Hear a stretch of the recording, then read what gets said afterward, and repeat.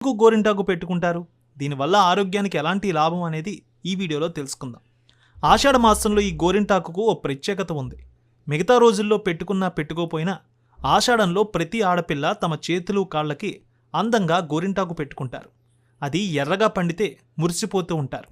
అయితే ఇది కేవలం అందంగా కనిపించేందుకు మాత్రమే కాదు, దీనివల్ల ఎన్నో లాభాలు కూడా ఉన్నాయి. జ్యేష్ఠ మాసంలో కురవడం మొదలైన వర్షాలు ఆషాఢ మాసానికి ఊపందుకుంటాయి. అలా తరచూ వర్షపు నీటిలో నానక తప్పదు.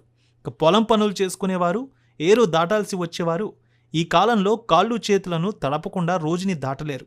ఇలాంటి సమయంలో చర్మ వ్యాధులు రావడం, గోళ్లు దెబ్బతినడం సహజంగా జరుగుతూ ఉంటాయి. అయితే గోరింటాకు పెట్టుకుంటే కొద్ది రోజుల పాటు ఈ సమస్యలు తగ్గుతాయి. ఆషాఢ మాసం నాటికి గోరింట చెట్టు లేత ఆకులతో కలకల్లాడుతూ ఉంటుంది. ఈ సమయంలో గోరింటను కోయడం వల్ల చెట్టుకి ఏమంత హాని ఉండదు. పైగా లేత ఆకులతో చేతులు ఎర్రగా పండుతాయి. ఆషాఢం నాటికి వాతావరణం